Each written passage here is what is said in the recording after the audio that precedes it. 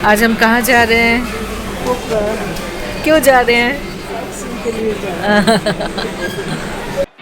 नमस्ते, स्वागत है आप सबका मेरे एक और व्लॉग पे। और क्योंकि मेरी सासू माँ आई हुई है काठमांडू, तो आज हम सब मिलकर जा रहे हैं पोखरा। हमारी काठमांडू से पोखरा की फ़्लाइट थी 9:30 बजे और एयरपोर्ट पहुंचकर हमने सोचा कि थोड़ा ब्रेकफास्ट कर लेते हैं। लेकिन जब तक हमारे ब्रेकफास्ट के सैंडविचेस आए तब तक फ़्लाइट छोड़ने का भी टाइम हो गया था, तो हमने उन्हें जल्दी से पैक करवाया और फिर हम फ़्लाइट पे चढ़ गए। अब मैंने पहले सुना था कि काठमांडू से पोखरा अगर आप बाय एयर जाते हैं तो नीचे का नज़ारा जो है बहुत ही अच्छा होता है, लेकिन क्योंकि हमने पता नहीं शायद दिन ही ऐसा चूज़ किया था कि उस दिन पूरा फॉगी वेदर था, तो नीचे का कुछ भी साफ़ नहीं दिख रहा था। लेकिन फिर भी जितना भी दिख रहा है उतना मैंने शूट किया है। पोखरा में पहुंचकर हमने ली कैब और फिर हम चल पड़े अपने होटल की तरफ। होटल बहुत ज़्यादा दूर नहीं था, इसलिए हम जल्दी पहुंच गए। होटल में पहुंचकर हमने ऑर्डर किए 3 हनी लेमन टी। और अब आप देखेंगे एस्थेटिक वीडियोस शूट करने के साइड इफ़ेक्ट्स।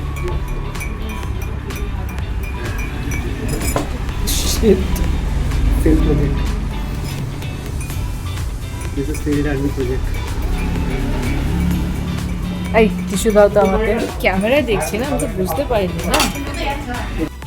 कटोरे में जितनी भी हनी थी वो तो सब मैंने नीचे गिरा दी। तो चम्मच में थोड़ी सी हनी जो लगी हुई थी उसी को मैंने चाय के कप में डालकर वीडियो बनाने की कोशिश की। और ये है हमारे रूम का टूर। हमारे रूम में 2+1 बेड था, तो एक हमारी सासू माँ के लिए सिंगल बेड और मेरे हस्बैंड के लिए डबल बेड। बेड पर होटल वालों ने बहुत ही सिंपल सा लेकिन बहुत ही प्यारा सा टॉवल आर्ट भी बनाकर रखा हुआ था। यूजुअली अगर आप 4 स्टार या 5 स्टार होटल्स में जाएंगे तो आपको इस तरह के बहुत ही इंटरेस्टिंग टॉवल आर्ट्स देखने को मिलेंगे। तो मैंने अब तक डॉग वाले देखे हैं, स्वॉन्स यानी हंस के देखे हैं, मैंने मंकीज़ भी देखे हैं एज टॉवल आर्ट्स। तो वो थोड़ा ज़्यादा कॉम्प्लेक्स होता है, उनमें 2-3 टॉवल्स मिलाकर बनाते हैं। इसमें बस एक ही टॉवल से एक ही आर्ट बना हुआ था, लेकिन फिर भी जितना भी किया था अच्छा किया था। और ये हमारी प्राइवेट बालकनी जिसमें टेबल चेयर्स भी थे, क्योंकि अगर हमें सुबह को या फिर शाम में अगर चाय पीनी हो या फिर लंच या डिनर करना हो तो हम यहाँ पर बैठकर कर सकते हैं। वैसे यहाँ पर एक ही चेयर रखा हुआ था, बाकी चेयर्स अंदर की तरफ रखे हुए थे। हमारे होटल के बिल्कुल पास ही में एक विला भी था और होटल के एकदम सामने था फीवा लेक। फीवा लेक में एकदम काफ़ी सुंदर और कलरफुल बोट्स भी तैर रहे थे और उसके साथ ही सामने ही था एक बजरंग बली जी का मंदिर। तो फीवा लेक में यही टूरिस्ट अट्रैक्शन है कि आप लेक में खुद चाहे बोटिंग कर सकते हैं। अगर आप खुद बोटिंग नहीं करना चाहेंगे तो आप किसी हेम्समैन को हायर कर सकते हैं और वो आपकी बोट आपके लिए चलाएंगे।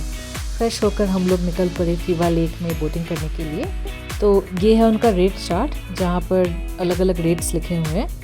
अब क्योंकि हम तीनों में से किसी को बोटिंग तो आती नहीं है, तो इसलिए हमने ड्राइवर ले लिया। बाय द वे, जब हम बोटिंग करने पहुँचे तो हल्की बारिश हो रही थी, लेकिन हमने सोचा कि हल्की बारिश में बोटिंग करना उतना बुरा भी नहीं होगा। वैसे बारिश में बोटिंग करना बुरा नहीं, बहुत ज़्यादा बुरा हो सकता है, आपको ये आगे देखने पर पता चलेगा। तो यहाँ पर हमने कर दिया अपनी पेमेंट और फिर हम करने लगे अपने बोट का इंतज़ार।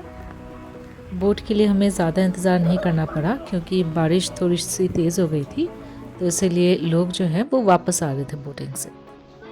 तो हमने पहने अपने लाइफ जैकेट्स और फिर चल पड़े अपने बोट की तरफ। तो हमारे नाव के ड्राइवर हैं ये वाले भैया। और क्योंकि हमने जब बोटिंग शुरू की थी तो बारिश थोड़ी हल्की हो रही थी, तो दिखने में काफ़ी अच्छा लग रहा था। बहुत डिफरेंट तरह के पेड़ थे, फूल थे आसपास, तो सीनरी बहुत अच्छी थी। तो हम जो है बारिश में बोटिंग कर रहे हैं और पहले धीरे बारिश हो रही थी, लेकिन अभी बहुत ज़ोर से हो रही है। फीवा लेक के बीचों बीच ताल बराही टेम्पल है और ये विष्णु जी के वरा अवतार के ऊपर ये मंदिर बनाया गया है। तो जो भी यहाँ पर बोटिंग करने आते हैं वो एक बार इस मंदिर के दर्शन ज़रूर करते हैं। वैसे मैं पीछे वाले बैकग्राउंड का एक शॉट लेना चाहती थी, लेकिन लगता है कि ये वाले भैया जो है देखकर थोड़े एक्साइटेड हो गए, तो वो हाई करते हुए जा रहे हैं या शायद बाय कर रहे हैं।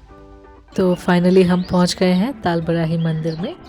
जब हम उतर रहे थे तो बारिश थोड़ी देर के लिए बंद हो गई थी, तो हमें लगा कि आसमान जो है अब साफ़ हो जाएगा, बारिश और नहीं होगी और हम जो है आराम से घूमकर देख पाएंगे।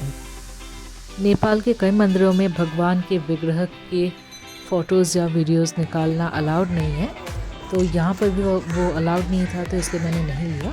लेकिन मैंने बस आसपास की शूटिंग की है। काल बराही मंदिर के पास ही एक फ़िश वॉच पॉइंट है, तो वहाँ पर जो है काफ़ी अलग अलग तरह की मछलियाँ दिख जाती हैं। पानी बहुत ही साफ़ है, तो मछलियाँ जो है आसानी से दिख रही थी हम सबको। लेकिन मछलियाँ देखते देखते पता नहीं कब लेकिन कौवे ने मेरे सर पे पॉटी कर दी। शायद मेरा सर कौवे को उसका घोंसला लगा होगा।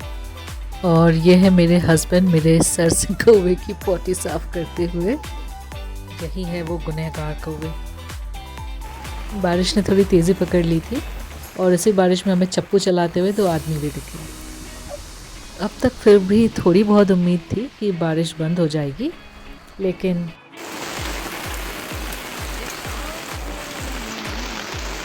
बारिश इतनी तेज़ शुरू हो गई कि जिन सीढ़ियों से हम नीचे आए थे उन्हीं सीढ़ियों से पानी भी नीचे आने लगा।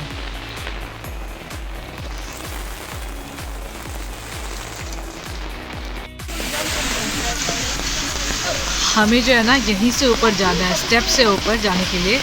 लेकिन अगर स्टेप्स के ऊपर ही झरना बन जाए तो कैसे जाए। इंतज़ार करने का कोई फ़ायदा नहीं था क्योंकि बारिश और ज़ोर से गिरने लगी थी। तो हमने सोचा अब जैसे भी है, जो भी हाल है, इसी से हमें ऊपर जाना है।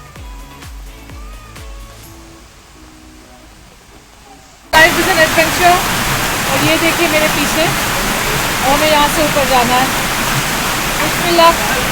बाय द वे जो पानी नीचे आ रहा है सीढ़ियों से, वो हमें बाद में पता चला कि वो ड्रेन वाला पानी है। तो हम फिर से होटल गए, नहाए, रेडी हुए और फिर हम निकल पड़े कोको बीच की तरफ। वैसे कोको बीच की खासियत उसका एम्बियंस है, क्योंकि ये डायरेक्टली फेवा लेक के पास ही है, तो इसलिए थोड़ा रोमांटिक वाला फील आता है। लेकिन खाना जो है बहुत ही मीडियम है, तो मुझे बहुत ज़्यादा अच्छा या ख़राब नहीं लगा। तो चाउमीन और फ्राइड राइस पे गार्निश के नाम पे उन्होंने पता नहीं घास सा कुछ डाला हुआ था। तो हमने घास पत्ती निकाल कर अपनी चाउमीन और फ्राइड राइस खाई। फिर बाद में पता चला कि वहाँ पे बारबेक्यूज़ भी हो रहे थे। लेकिन तब तक हमारा खाना पीना हो चुका था कंप्लीट और हम फिर सर्च करने लगे कैब। वैसे यहाँ आते वक्त कैब मिलना जितना आसान है, जाते वक्त कैब मिलना थोड़ा मुश्किल है। वैसे यहाँ के जो गार्ड भैया थे वो हमें अमीर फॉरनर मानकर हमें 700 रुपये का कैब चिपका रहे थे।